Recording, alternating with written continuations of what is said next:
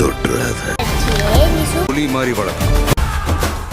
எல்லாருக்கும் வணக்கம். நான் உங்கள் சக்தி. இன்னைக்கு நம்ம தேட்டரில் ரிலீஸ் ஆகிக்கக்கூடிய ஜனநாயகன் படத்தினுடைய ரிவ்யூ தான் வந்து பார்க்க போகிறோம். நம்ம ரிவ்யூவில் எப்பயுமே படத்தினுடைய கதையை ஸ்பாயிலர் இல்லாமல் சொல்லிட்டு 5 பாசிட்டிவ்ஸ் 5 நெகட்டிவ்ஸ் கடைசியில் அந்த படத்தை பார்க்கலாமா வேணாமா அப்படின்னு தான் சொல்லுவோம். ஸோ வாங்க அதே மாதிரி இப்போ படத்தினுடைய கதை என்ன அப்படின்றத பார்த்துடலாம். இந்த படத்தோட கதை என்னன்னு கேட்டிங்கன்னா, நம்மளோட ஹீரோவான விஜய் ஒரு எக்ஸ் போலீஸ் ஆஃபீஸர். அவர் இறந்து போன நண்பனோட பொண்ணை தன்னோட பொண்ணு மாதிரியே வளர்த்து அவங்களோட மனசில் இருக்கிற ஒரு பயத்தை போக்கி இந்தியன் ஆர்மியில் சேர்க்கணுன்றது தான் நம்மளுடைய ஹீரோவுக்கு ஒரு முதன்மையான கோலாக இருக்குது. இன்னொரு பக்கம் வில்லனான பாபி டியோலு ஒரு பெரிய corporate and political mastermind. அவர் தன்னோட சுயநலத்துக்காக மக்களோட உரிமைகளையும் ஜனநாயகத்தையும் அழிக்க நினைக்கிறாப்புல.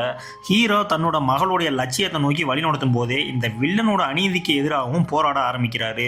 ஒரு சுச்சுவேஷன் வரும்போது நிலைமை ரொம்ப கிரிட்டிக்கலான பொசிஷனுக்கு போது ஹீரோ தன்னோட தனிப்பட்ட குடும்ப பொறுப்பையும் முடிச்சு சமுதாயத்துக்கு எதிரான அந்த அநீதிகளையும் எப்படி தட்டி கேட்கிறாருன்றது தான் இந்த படத்தினுடைய உண்மையான ஸ்டோரி. இந்த படத்தை பொறுத்த வரைக்கும் Thalapathy Vijay fans and political action த்ரில்லர்லாம் பார்ப்பீங்க அப்படின்றீங்களா?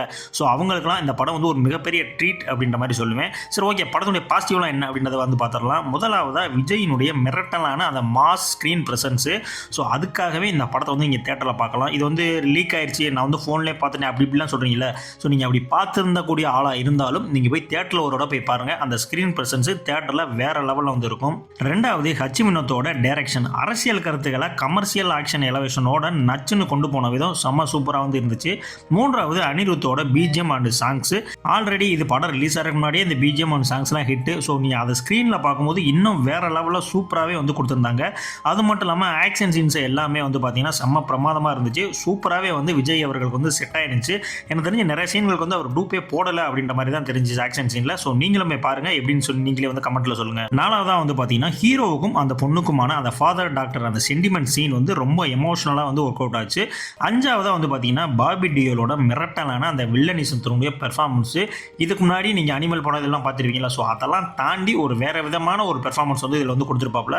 இது எல்லாமே வந்து பார்த்தீங்கன்னா படத்தினுடைய பலங்க. சரிங்க, படத்தினுடைய நெகட்டிவ்லாம் என்ன அப்படின்னு வந்து கேட்டிங்கன்னா, முதலாவது வழக்கமான கமர்ஷியல் அண்ட் ரிவெஞ்ச் பேட்டர்னில் தான் கதை போகுது. ஸோ இதில் நீங்கள் எந்த இடத்துலையும் வந்து இப்படி ட்விஸ்ட் இருக்குமோ அப்படி ட்விஸ்ட் இருக்குமோ அப்படின்னு நீங்கள் எதுவுமே போவேன்னா, நீங்கள் படம் போய்கிட்டே இருக்கும்போதே உங்களுக்கே வந்து தெரியும் அடுத்த சீன் இதாக தான் இருக்கும், அடுத்த சீன் இதாக தான் இருக்கணும். ஸோ அந்த அளவுக்கு தான் வந்து ஸ்க்ரீன் பிளே வந்து பண்ணியிருந்தாங்க. ஸோ பெரிய அளவில் எதிர்பார்த்து ட்விஸ்ட் அண்ட் டென்ஸ்லாம் இருக்கும் அப்படிலாம் இருக்கும்னு நினச்சி போனீங்கன்னா கண்டிப்பாக அந்த படம் வந்து உங்களுக்கு ஒரு ஏமாற்றத்தை தான் கொடுக்கும். ரெண்டாவதாக வந்து பார்த்தீங்கன்னா, செகண்ட் ஹாஃபில் வர்ற சில சென்டிமெண்ட் அண்டு பொலிட்டிக்கலான அந்த டைலாக்ஸு. ஸோ அது வந்து கொஞ்சம் செட் ஆகாத மாதிரி இருந்துச்சு. ஸோ அந்த எமோஷ்னலாகவே கொஞ்சம் வந்து ஆடியன்ஸ் கூட கனெக்ட் ஆகலை சில விஷயங்கள்லாம். ஸோ அது வந்து பார்த்தீங்கன்னா எனக்கு வந்து ரொம்பவுமே வந்து லேக்காக தெரிஞ்சு. மூணாவது, ஹீரோயினான பூஜா ஹெக்டே படத்தில் வந்து பார்த்தீங்கன்னா பெரிய அளவில் வந்து எந்த ஸ்கோப்புமே இருக்காது. ஜஸ்ட் அவங்கள அந்த படத்தில் நீங்கள் தூக்கிட்டா கூட படத்துக்கு எந்த விதமான நட்டமும் கிடையாது. ஸோ அந்த மாதிரியான ஒரு ரோல் தான், அந்த மாதிரியான ஒரு ரைட்டிங் தான் வந்து அவங்களுடைய கதாபாத்திரத்துக்கு வந்து எழுதப்பட்டிருக்கு. நாலாவதாக வந்து பார்த்தீங்கன்னா, லாஜிக் வந்து எந்த இடத்துலையுமே நீங்கள் இந்த படத்தில் வந்து பார்க்கவே முடியாது. கிளைமேக்ஸ்லாம் வந்து பார்த்தீங்கன்னா ஏலியன் கூடலாம் வந்து தளபதி வந்து சண்டை போட்டுட்டு இருப்பாரு. ஸோ அந்த மாதிரி நிறைய விஷயங்கள் வந்து இருக்குது. இன்ட்ரோவுக்கு முன்னாடியே வந்து பார்த்தீங்கன்னா ஒரு ஃப்ளாஷ்பேக் மாதிரி வரும். அப்போ வந்து பாபி டியோவில் வந்து பார்த்தீங்கன்னா ஒரு மாதிரியான அசிங்கப்படுத்திடுவாங்க. ஸோ அந்த அசிங்கத்தையும் மீறி ஒருத்தன் போய் வந்து அதே ஆள் கூட திரும்ப சேருவானா அப்படின்னு கேட்டால் கண்டிப்பாக இல்லை தானே சொல்லுவோம். ஸோ அந்த மாதிரி சீனெல்லாம் வந்து வந்திருக்கு. இதெல்லாம் எப்படா லாஜிக்கு அப்படின்ற மாதிரி தோணலாம்.